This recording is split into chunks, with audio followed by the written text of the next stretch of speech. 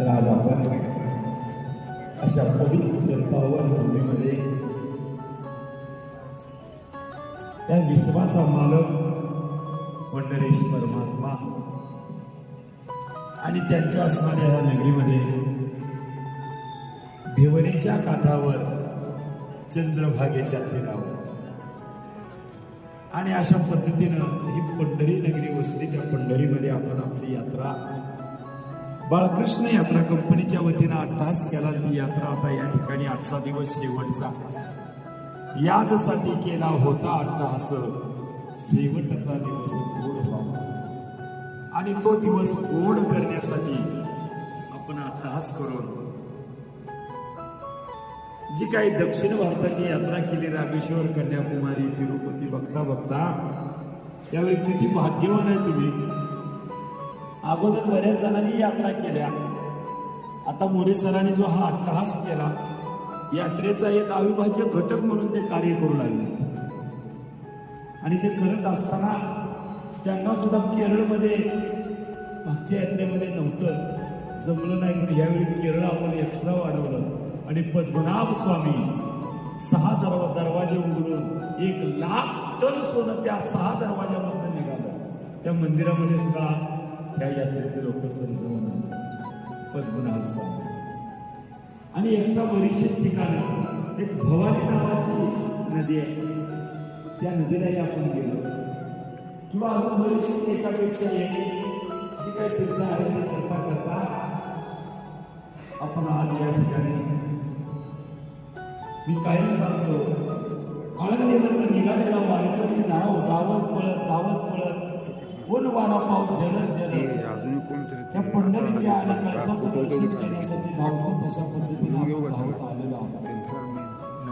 आणि आज या पंढरीमध्ये आपली यात्रा आणि ह्या आज जो शेवट करतोय या यात्रेचा, यात्रा कंपनीचा नव्हे बरं, या यात्रेचा. आणि त्या शेवटाच्या मुक्कामाकडे आपण पोचलेलो असताना थोडंसं प्रत्येक तीर्थाचं महात्म्य आपण जाणून घेतो. तद्वत या पंढरीचंही महात्म्य तुम्हाला माहीत असावं. तुम्ही बघताना पंढरीचा दृष्टिकोन बदलावा, तो अट्टहास करावा म्हणून थोडंसं चिंतन करणार आज मी वेळ जास्त घेणार नाही. कालपर्यंत मी 1-2 तास रोज चिंतन ऐकलं. पण ही पंढरी, त्या पंढरीला आल्यावर असं वाटतं एखादी नांदायला गेलेली सासरवाशीन माहेराला यावी आणि माहेरला आल्यानंतर तिचं अंतकरण भरून यावं. आणि भरून आलेल्या अंतकरणानं त्या ठिकाणी आईला असेल नाही तर माहेरच्या माणसाला कडकडून मिठी मारावी आणि तो आनंद उत्सव तिनं साजरा करावा. तद्वत हल्ल्यापासून तुम्हाला पंढरपूरला आणेपर्यंत आमच्या जीवात जीव नसतो. हा कृष्ण कन्हैया सखा आणि तो राधा राणी आम्हाला साथ करतेच. आम्ही त्यांच्यावर भार घालतो आणि तुमची सेवा करण्याचा अट्टहास करतो. तो सेवेचा अट्टहास करत असताना मग आपण एवढ्या बघितल्या. आता श्रीशैल्य पर्वतावरून येताना इतक्या मोठ्या त्या असणाऱ्या दऱ्या, तिथला असणारी घाटाची वळणं, ते पार करताना आणि दररोज तुम्हाला कुठं झोपवावं, कसं उठवावं, कसं देवाला न्यावं, कुठं खाऊ घालावं, काय करावं, आम्ही कुठं तर कमी पडतो का? हा अट्टहास करत असताना रोज तो अट्टहास पूर्णत्वास नेणारा हा कृष्ण सखा. आणि त्या कृष्ण सख्यानं असं केलं बरं. द्वारकेमध्ये असताना त्या द्वारकेमध्ये उठता बसता जो आवडतं ना त्याचं आपल्याला आठवण होत असते बरं. आणि ती आवड व्यक्त करताना उठता बसता नाव येतं. मला माहित नाही तुम्ही आता किती आमचं नाव घ्या, नाव घ्यावं म्हणून नाहीये, पण कुठंतरी तुमच्या हृदयाच्या थोड्याशा छोट्या कप्प्यामध्ये जागा मिळावी हा मी प्रयत्न केला. निश्चित मला माहित आहे आतापर्यंतच्या इतक्या यात्रेमध्ये प्रत्येकाने हृदयामध्ये साठवायचा प्रयत्न केला, ते तुमच्या प्रतिसादावरून कळतंय. आणि तसंच आता आलेल्या सगळं यात्रेकरू तुम्ही मायबाप माझे, कुठंतरी तुमच्या अंतकरणामध्ये मला थोडीशी जागा द्या. आणि त्या जागा दिल्यानंतर कुठंतरी आठवणीचा एक कोपरा माझ्यासाठी ठेवा, एवढीच मी अपेक्षा व्यक्त करतोय. बाकीचं काहीच नाही, सांगू काय नाही, दररोज सांग. तसं या कृष्ण सख्याच्या आठवणीत राधा राणीनं घर केलं होतं. का बरं एवढं घर केलं असेल? तर भगवान विष्णू ज्यावेळी कैलासा असणाऱ्या वैकुंठामध्ये बसलेले होते, शेषशाहीचा अवतार, त्या शेषशाहीवर त्या ठिकाणी विराजमान होते, त्यावेळी इंद्र आणि शची त्याची असणारी बायको त्या वैकुंठाला गेलेली असताना त्या वैकुंठापती असणाऱ्या भगवान विष्णूला त्या शचीनं बघितलं आणि मन हरकून गेलं. आणि हरकून गेलेल्या मनानं मनातनं म्हणते, असा जर सखा मला भेटला, मला प्राप्त झाला तर मी किती भाग्याची होईल. कोण आहे ती? इंद्राची बायको आहे. आणि या विष्णू भगवंताचं रूप बघितल्यावर तिला वाटलं, भगवंताला न सांगता मनामधलं कळतं बरं. मनातच इशारा केला, शची मी पाहिजे असेल तर 1000 वर्षाचं तप करावं लागतं ग, सहज मी कोणाला मिळत नाही. आणि त्या शचीला ते भावलं, 1000 वर्ष नाही मी लाखो वर्ष तप करेन, पण तुला आपलं करून घेईल. देवाला म्हटलं. आणि त्या इंद्राच्या पत्नीनं शचीनं 1000 वर्ष तप केलं. आणि तप केल्यानंतर त्या तपाचे सामर्थ्य तपिन्नला मुप चिरंजीव कल्प वैकुंठी नांदळ. आणि असा असणारा तो भगवंत तपाचं सामर्थ्य प्राप्त करून देतो. आणि त्या तपाच्या बळावर त्या शचीचा पुढचा अवतार, पुढचा जन्म झाला बरसाना गावामध्ये असणारा तो राजा. आणि त्या असणाऱ्या त्या राजाच्या ठिकाणी या राणीचा जन्म झाला, या कुमारिकेचा जन्म झाला. आणि तीच म्हणजे प्रेमाची अखंड भक्तीची वाहणारी धारा म्हणजे राधा. या राधेचा अगोदरचा जन्म म्हणजे इंद्राची पत्नी. आणि तिनंच 1000 वर्ष तप करून राधा म्हणून नावारूपाला आली. अखंड भक्तीची प्रेमाची वाहणारी धारा. इतकं तप केलं. आणि म्हणून मी कायम तुम्हाला यात्रेत आठवण करून द्यायचो, लग्न झालं तर बायकोनं नाव सासपार घालून घेतलं म्हणून आयुष्यभर तिला सांभाळायची जबाबदारी त्या नवऱ्याच्या खांद्यावर पडते. किती बी कष्ट करतं पण त्या बायकोला सांभाळतं का? तर ती नाव घेते. मग त्या देवाचं नाव घेतल्यावर का बरं तो सांभाळणार नाही हो? आपल्याला निश्चित सांभाळणार, पण आपण त्याचं नाव घेत नाही. पण ते नाव घेतलं त्या राधा राणीनं, त्या शचीनं. आणि म्हणून ती राधा म्हणून जन्माला आली. आणि इतकं त्या भगवंताच्या अंतःकरणात घर केलं की त्या भगवंतालाही तिच्याशिवाय जमायचं नाही हो, करमायचं नाही. म्हणून आठवणीत राहावं. भगवंताच्या आठवणीत भक्त राहतो, भक्ताच्या आठवणीत भगवंत राहतो. तसं तुम्हा आमच्या सानिध्यामध्ये एकमेकाच्या आठवणीत एकमेकानं राहावं, एवढंच भगवंताकडे मागणं. आणि त्या मागण्यातनं तो कृष्ण सखा उठता बसता राधे राधे म्हणायचं, राधे राधे. आणि असं म्हटलं का त्या रुक्मिणी आणि बाकीच्या बायकांना असं वाटायचं, आम्ही रात्रंदिवस यांच्या पुढं आहे, रात्रंदिवस याच्यासाठी आम्ही झुलतो, कार्य करतो. आमचं कधी नाव रुक्मिणी रुक्मिणी म्हणत नाही, सत्यभामा सत्यभामा म्हणत नाही.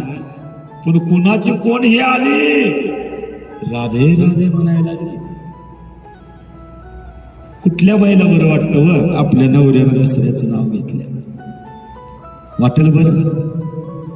कारण तिला सगळं गेलं तर चालेल, अगोदर सगळा अट्टास करेल, पण शेवटच्या क्षणाला कुठल्याही बाईला विचारा, ही सगळी संपत्ती तुला हवे, ती संपत्ती एकीकडे आहे, तुझा नवरा एकीकडे आहे, काय पाहिजे?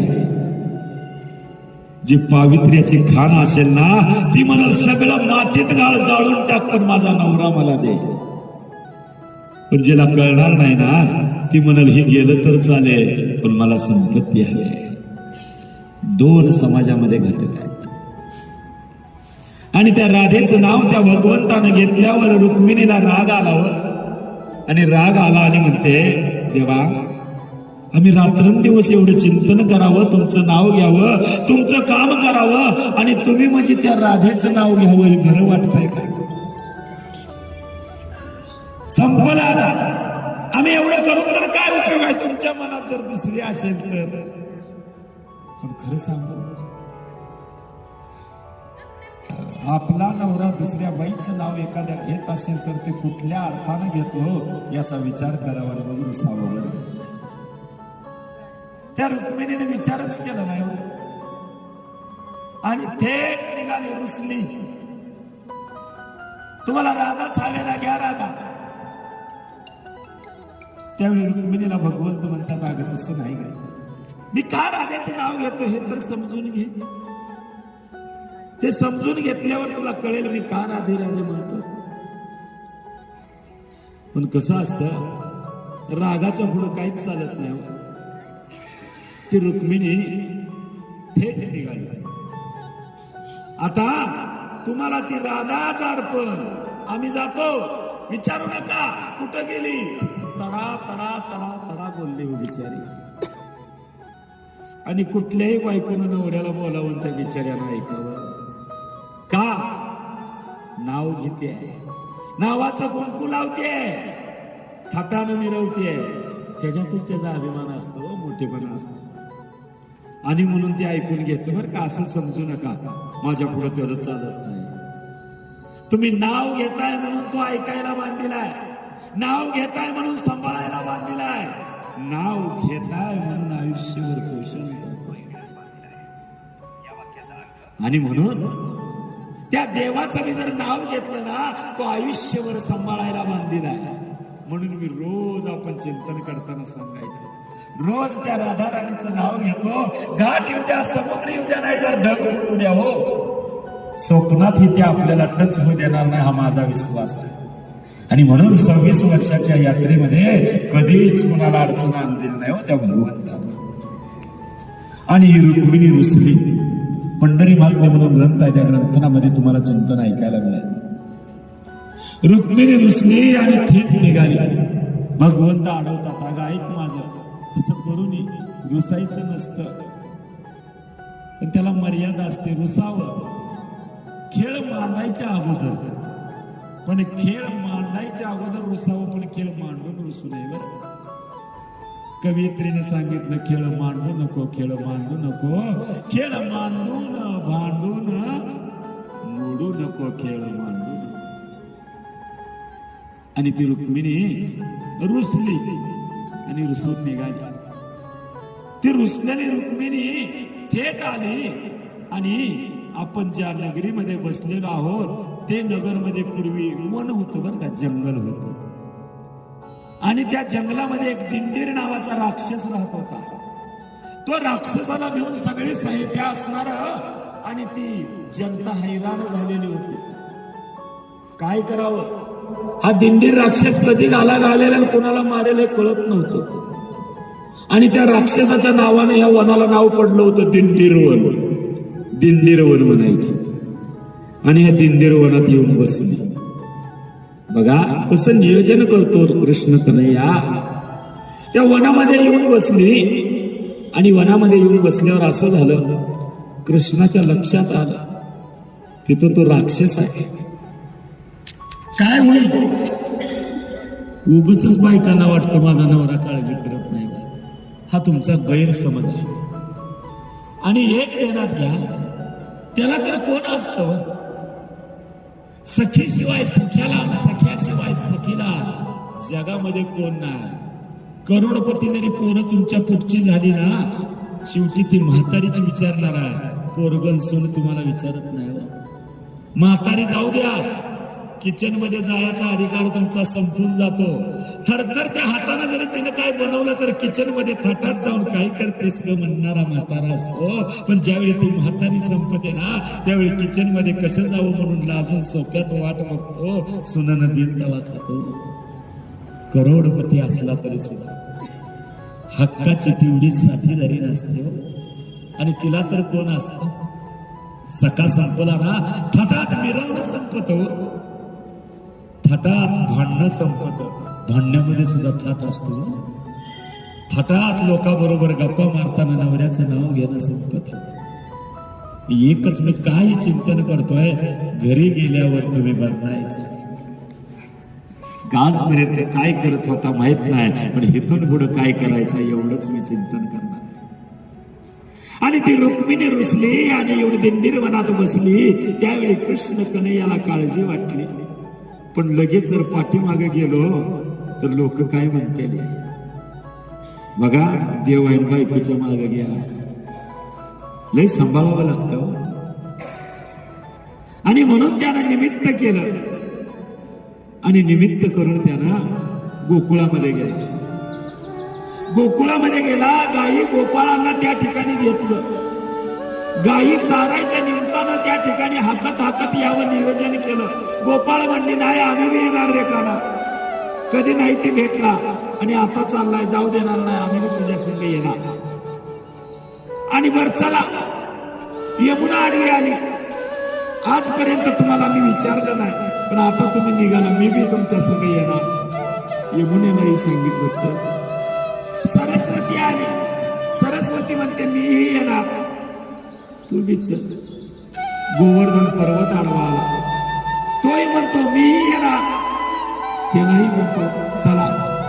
ना सगळा लवाजमा घेतला आणि हा गोकुळावरनं इकडे निघाला. आणि निघालेला असताना पुढं असं झालं.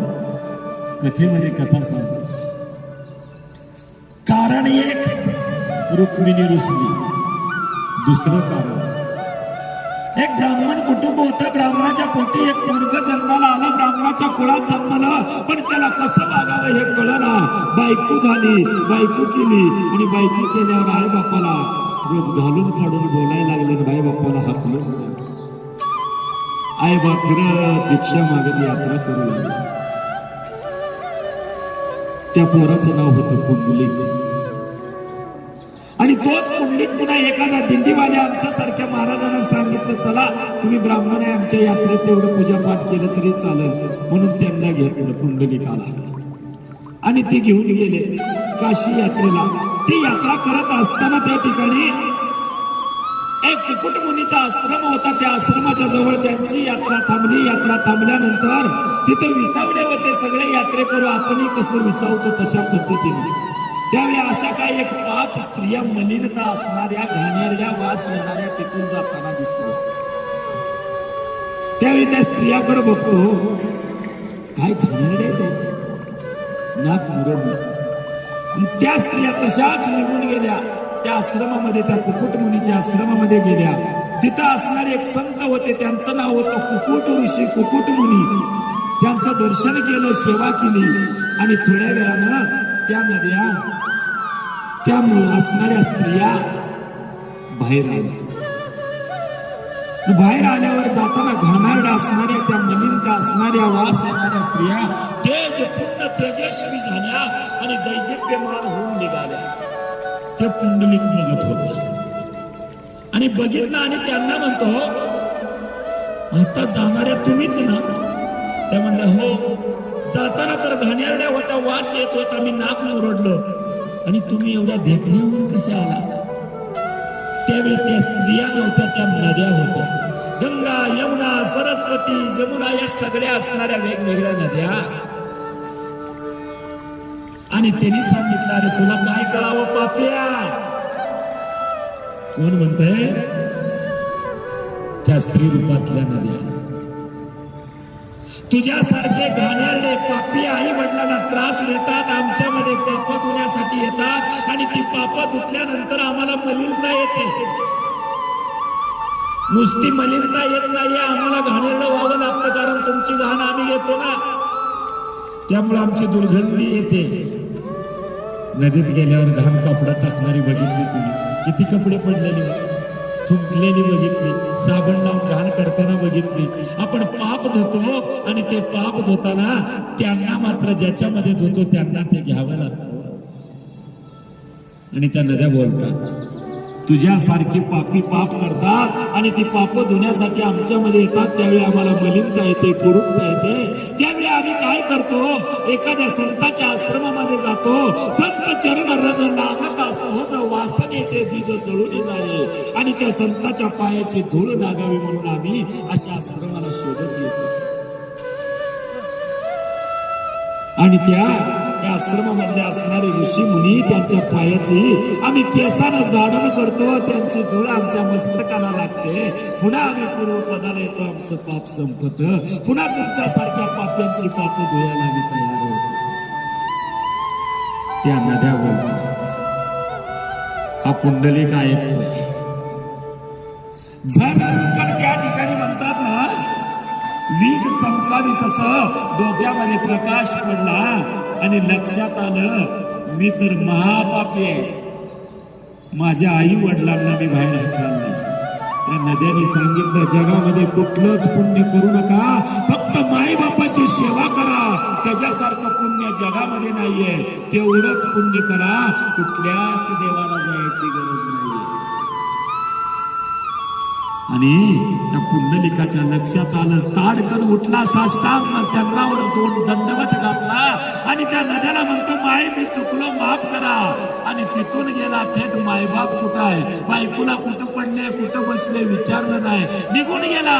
मायबाप भिक्षा मागत होते, त्या मायबापाला धरलं, घेऊन आला आणि घेऊन या चंद्रभागेच्या काठावर बसला आणि सांगितलं, बास आता तुम्हीच माझे काशी, तुम्हीच माझे रामेश्वर. म्हणून किती सुंदर भाव घेत आहे. कुठे ईश्वदिशी रामेश्वर आणि कुठं स्वदिशी काशी.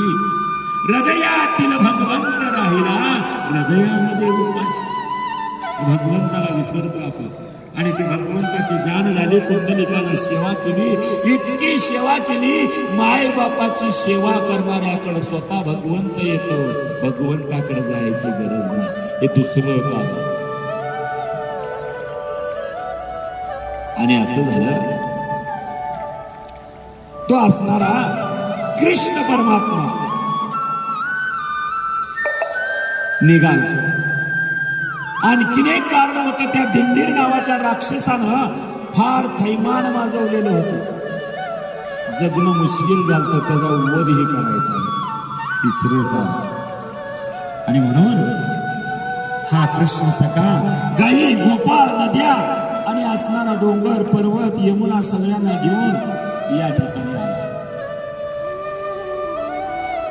ज्या ठिकाणी आता आपण मंगळवेळाला जाताना उंच टेकड बघतो, कृष्णाचं मंदिर बघतो ना, ते कृष्णाचं मंदिर सामान्य नाहीये. देण्यात घ्या, तो डोंगर आहे, तो गोवर्धन पर्वत आहे. तुम्हाला वृंदावनला जायची गरज नाहीये, तो गोवर्धन पर्वत आहे. त्या पर्वतावर ही गोपाळ बसली आणि त्या ठिकाणी असं झालं, त्याच पर्वताच्या बाजूला यमुना म्हणली, आम्ही आता कसं थांबावं, थांबायला येत नाही एका ठिकाणी, तर तुम्ही पर्वताच्या बाजूने चला आणि चंद्रभागेकडे जावा आणि त्याच्यामध्ये विलीन व्हा. त्या यमुनेला सांगितलं. त्या यमुनेनं त्या टेकडाला, त्या पर्वताला वेढा मारला आणि वाहता वाहता वाहता चंद्रभागेमध्ये मिळाली. तीच यमुना रोज बघतो, पण त्या यमुनेचं दृश्य असं झालेलं आहे, ते वड्यात रूपांतर झालं. त्या गोपाळपूरमध्ये वडानं पलीकडे जातो, तो वडा नाही हो, यमुना नदी आहे. आणि ती यमुना पर्वताच्या बाजूने आली आणि चंद्रभागेला मिळाली. आणि ते गोपाळ त्या ठिकाणी बसली. त्या यमुनेला पूर आल्यासारखं व्हायला लागली, म्हणून ते गोपाळ आणि हा पूर म्हणून ते गोपाळ पूर झालं. आणि पुढं त्या गायीला त्या कृष्ण सख्यानं घेतलं. येताना त्या दुरोळ्यानं, त्या गायीच्या टापानं आवाज करत करत आलेला दुरोळ्यानं पांढरा शिपट झाला होता, म्हणून त्याला पांढरा पांढरा पांढरा म्हणता म्हणता त्याचं नाव पडलं पांडुरंग. पांढऱ्या रंगामध्ये रंगलेला तो पांडुरंग.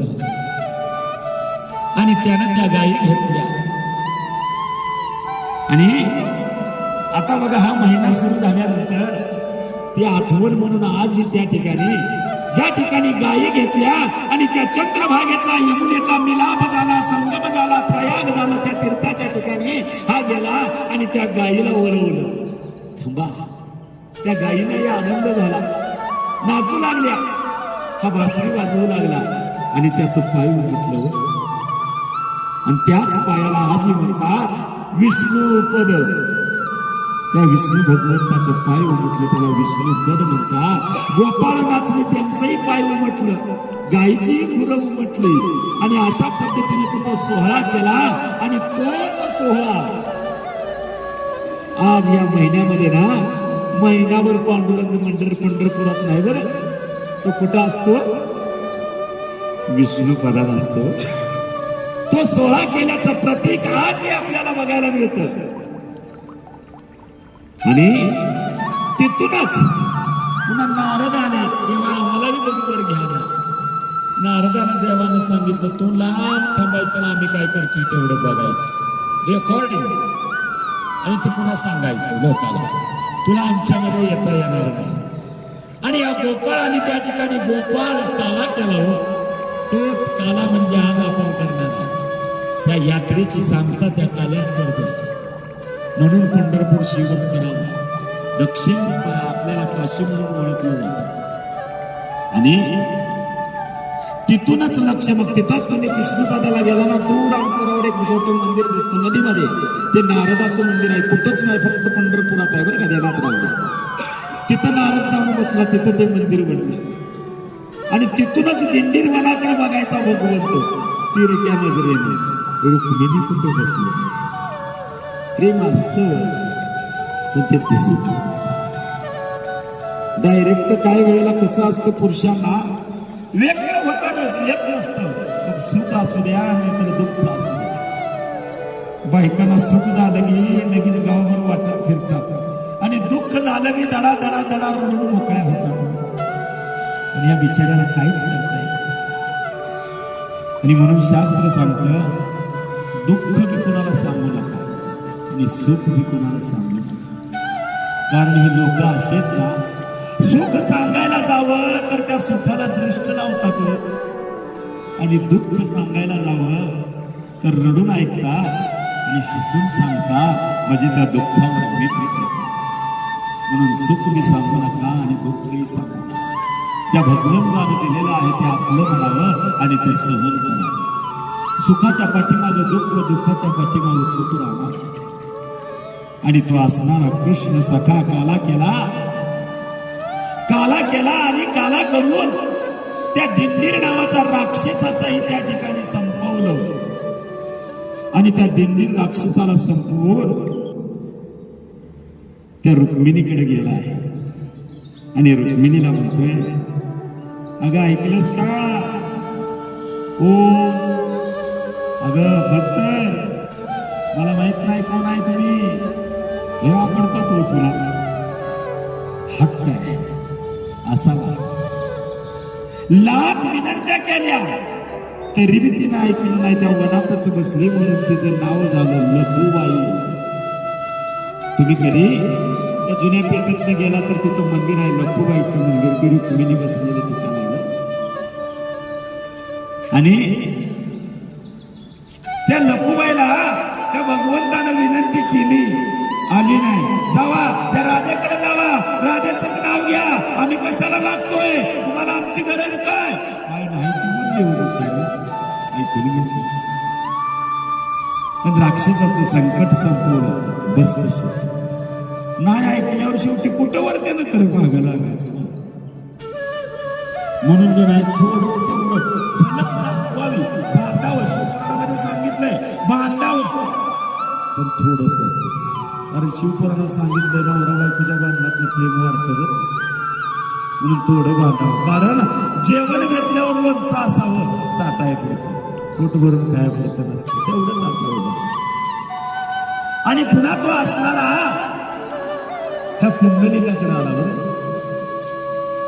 आणि पुंडलिकाला म्हणतो, अरे किती सेवा करशील माय बापाशी, मी आलोय भेटायला, तू कोण? अरे मीच तो वैकुंठपती, जगाचा मालक. मी तुला कुठं बोलवलंय का? पण मी आलोय तुम्ही बोलवता. कारण जो माई बापाची सेवा करतो त्याच्या घरी रात्रंदिवस मी राहतो, त्याला कधीच काही कमी देत नाही. पण हे आई बाप कळत होतं, हे दुर्दैव आहे आपल्या समाजाचं. म्हणून त्याच्या घरामध्ये कधीच सुख नाही. मी कायम थणकावून व्यासपीठावर सांगतो, जो आई बापाला दूर करतो तो करोडपती असला तर त्याला समाधान कधीच मिळत नाही. लिहून ठेवा. त्याला वर्ण वाटत असेल नुसतं, पण ज्याच्याकडे आपल्या हक्कामध्ये आनंदामध्ये आनंदानं सामील होणारा मायबाप नसेल, तुझ्या आनंदाला कडी लावायचे काय? हे जग हाय हाय म्हणतं, पैसा आहे तोवर तर मागा आहे हो, पण पैसा नसताना मागा राहणारा फक्त मायबाप असतो. सुखात आणि दुःखात आनंदाची आणि आशीर्वादाची न मागता सगळं आपल्या नावावरच त्याच्या नावावर करणारा फक्त मायबाप असतो. आणि हे कळावं म्हणून हा अभ्यास आहे. आणि पुंडलिक म्हणतो, तू कोण गा असं, मला वेळ नाही. एका मांडीवर माया आहे, एका मांडीवर बाप आहे. आता झोपले, मला तुला बघायला, तुझ्याकडे बघायला मला फुरसत नाही. तिथंच एक वीट होती, ती वीट भिरकावली आणि थांब त्या विटेवर. माझे मायबाप उठले ना, मग बोलू, मग भेटू. पण भक्तीचं प्रेम इतकं अफाट असतं ना, त्या प्रेमामध्ये बांधलेलं सुटणं फार कठीण होईल, फार कठीण. बहीण भावाला एक धागा बांधते नसतो प्रेमाचा, तर त्या भावाला अपदावं लागतं बहिणीवर आलेल्या संकटासाठी. पण हा प्रेमाचा धागा जर बांधला ना, तरी सगळं सोडून येतो. म्हणून ते जनाबाई म्हणते, गळा बांधून या दूर धरीला पंढरीचा चोर. किती सामर्थ्य त्या भक्ती प्रेमामध्ये. आणि म्हणून मीठ भिरकावली, त्या भक्तीच्या प्रेमानं तो बांधला गेला आणि विटेवर उभारला वाट बघत. किती दिवस झालं म्हणून विचारा,